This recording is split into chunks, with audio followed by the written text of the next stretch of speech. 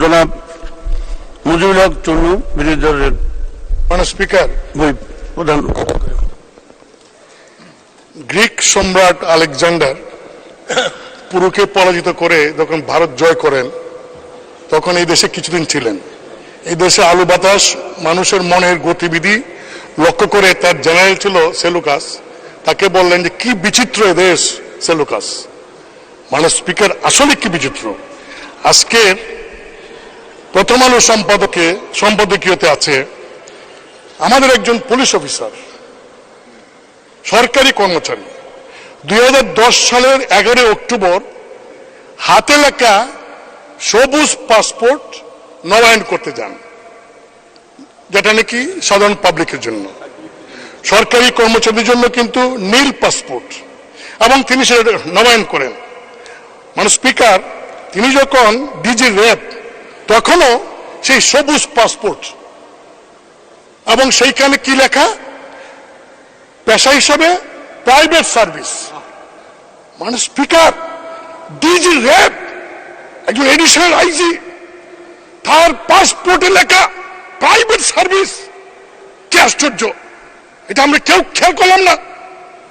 Speaker, শুধু তাই নয়, আইজি, তিনি আইজি থাকা অবস্থায় তার সেই সবুজ পাসপোর্ট, এবং তিনি বিভিন্ন সময় দেশে গেছেন, বিদেশে সবুজ পাসপোর্ট দিয়ে। ইমিগ্রেশনে এন্ট্রি আছে সবুজ পাসপোর্টের, প্রাইভেট সার্ভিস। কি সর্বনাশের কথা। স্পিকার, সারা দেশে একটা বিষয় আমরা জানি, এই আওয়ামী লীগ সরকার একজন প্রতিমন্ত্রী ছিলেন, তার রেড পাসপোর্ট ছিল এবং সবুজ পাসপোর্ট ছিল।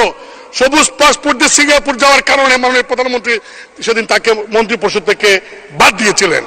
আর এই ব্যক্তি আইজি, একটা ডিসিপ্লিনারি ফোর্সের চিফ। স্পিকার, এই ব্যক্তি যখন আইজি ছিলেন তখন কি সুন্দর বক্তব্য দিতেন। তিনি বলেছিলেন পুলিশ বাহিনীর সমস্ত সদস্যদের উদ্দেশ্যে, এই পুলিশ বাহিনীর সদস্যরা, তোমরা কেউ করাপশন করতে পারবে না।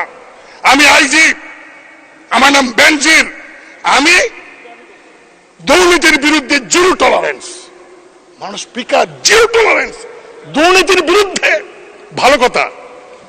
স্পিকার, সেই ব্যক্তিটির তার নামে, তার পরিবারের নামে গোপালগঞ্জে Savanna eco resort and natural park, speaker, 621 বিঘা জায়গা। হাউ তার এবং তার পরিবার সদস্যদের নামে কিভাবে সম্ভব? স্পিকার, তাই নয়, তিনি যখন ডিজি র্যাব, মহানগরের ডিএমপি কমিশনার এবং আইজি, এই সময়ের মধ্যে তিনি কিন্তু এই সম্পত্তির মালিক হয়েছেন। রিটায়ারমেন্টের পরে গিয়ে যে তার পৈতৃক ব্যবসা থাকে, মালিক হন, আফসোস ছিল না, কিন্তু ওই চাকরি করে কালীন তিনি এই সম্পত্তির মালিক হয়েছেন। স্পিকার, কি সম্পত্তি, আমার একটু সময় লাগবে, আমি কারণ এগুলি বলছি এই কারণে। স্পিকার, যে সারা দেশে এই ব্যক্তির কারণে ক্ষমতাসীন দলের এত কাজ করার পরেও আজকে প্রশ্নের মুখে এসে দাঁড়িয়েছে। 2015 থেকে 2020 সাল পর্যন্ত তিনি ডিজি এবং ডিএমপি কমিশন থাকা অবস্থায় যে জমিগুলি কিনেছেন, সেই জমিগুলি বেশিরভাগ হিন্দু সম্প্রদায়ের, এবং তারা অনেকে সাক্ষী দিয়ে দিচ্ছেন এখন সাংবাদিকদের কাছে, কায়দা কৌশলে পুলিশদের ভয় দেখিয়ে সেই সমস্ত সম্পত্তি তিনি ক্রয় করেছেন। স্পিকার, রাজধানীর গুলশানে একদিনে বিলাসবহুল 4টা ফ্ল্যাট, এক হালি ফ্ল্যাট তিনি একদিনে কিনে ফেললেন। কি আশ্চর্য। স্পিকার, উত্তরায় এবং বাড্ডায় 7তলাতে 2টা বাড়ি। বাওয়াল রিসোর্ট, যে রিসোর্টে অভিযোগ প্রায় 30-40 বিঘা জায়গা বনের, এবং সেই বন বিভাগ থেকে এখন বলা হচ্ছে তাদের জায়গা দখল করে বাওয়াল রিসোর্ট করা হয়েছে। সেটারও আমরা জানতে পারলাম 25% শেয়ারের মালিক তিনি। স্পিকার, একটি শিশুর Bindu steel industries limited, ST Peter's school of London limited, 19টি কোম্পানির শেয়ার, 30 লাখ টাকার সঞ্চয়পত্র, 33টি ব্যাংক হিসাব। মানে স্পিকার, শুধু তাই নয়,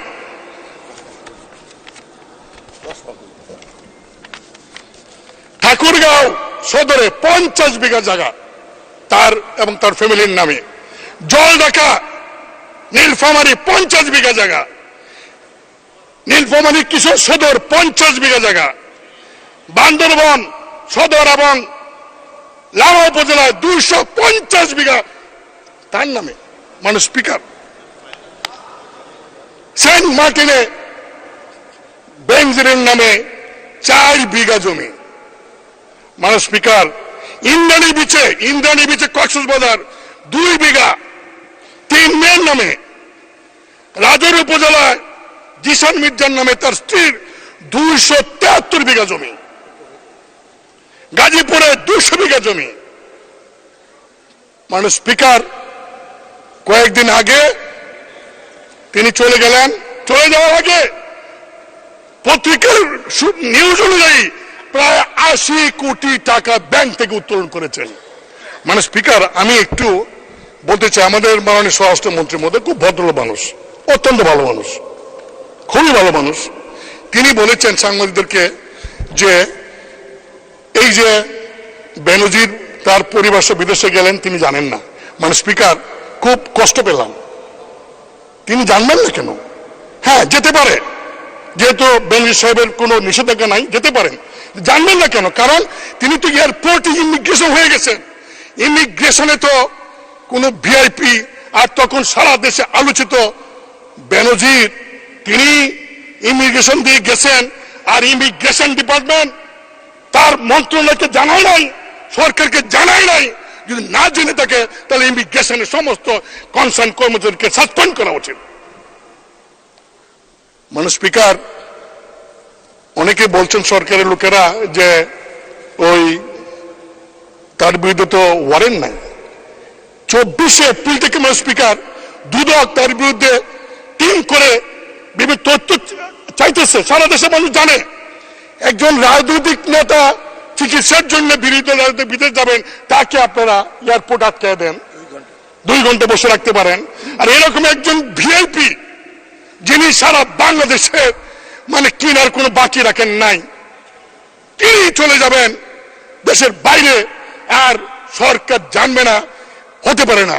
মানে স্পিকার, বাংলাদেশ ব্যাংক এবং ব্যাংকগুলি এই টাকা উত্তোলন করলো, একটা চেক দিয়ে পাঠাইলে ব্যাংকে 10 লাখ 20 লাখ টাকার 4 দিনের নোটিশ থাকে।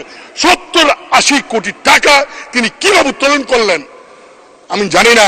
মানে স্পিকার, সরকার এত বাহিনী, সরকার এত এজেন্সি আছে, তারা কি খবর রাখেন?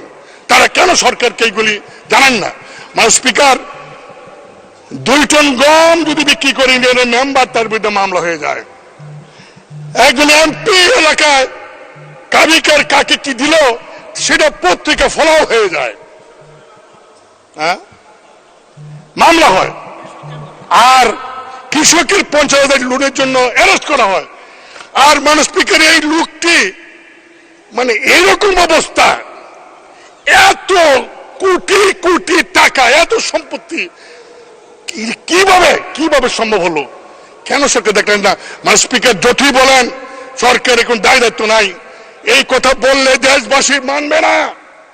কারণ এই ব্যক্তি তো এই সরকারের আমলে প্রমোশন পেয়েছে, পোস্টিং পেয়েছে, এবং এই সরকার আমলে চাকরি থাকা অবস্থায় এই সমস্ত সম্পত্তি সে ক্রয় করেছে এবং দুর্নীতি করেছে।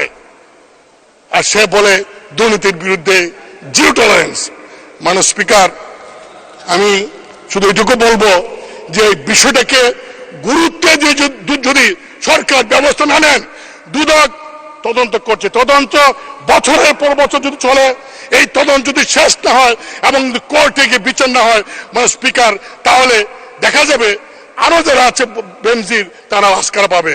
এবং মানে স্পিকার, আমি আপনার মাধ্যমে দাবি করব, যত সরকারি আমলা আছে, এই এমপি যারা আছে, যারা পলিটিক্যাল পার্টির নেতারা আছে, তাদের সবার হিসাব আপনি নেন।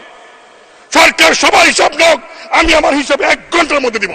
আমার কি আছে, আমাদের কি আছে? মানে স্পিকার, এই যে বিভিন্ন এলাকায় বাড়ি হচ্ছে, গাড়ি হচ্ছে, লেটেস্ট মডেলের গাড়ি, আমরা টাকা পাই না বাজেটে, আমরা ইনকাম ট্যাক্স ধরতে পারি না, অথচ এই রিসোর্ট, এই যে লাক্সারিয়াস লাইফ লিড করে একজন বাড়ির মধ্যে বিদেশি ফিটিংস লাগায়, এগুলি কেন অর্থ মন্ত্রণালয় দেখেন না, দেখে এই ট্যাক্সের ব্যবস্থা করেন না?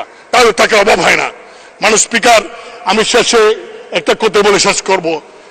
আজকে এই একজন সরকারি কর্মচারীর এত বড় দুর্নীতি কারণে এইটাই প্রমাণ হয়েছে যে সব সম্ভবের দেশ বাংলাদেশ। ধন্যবাদ মাননীয় স্পিকার। ধন্যবাদ মাননীয় সদস্য, আপনাকে অসংখ্য ধন্যবাদ।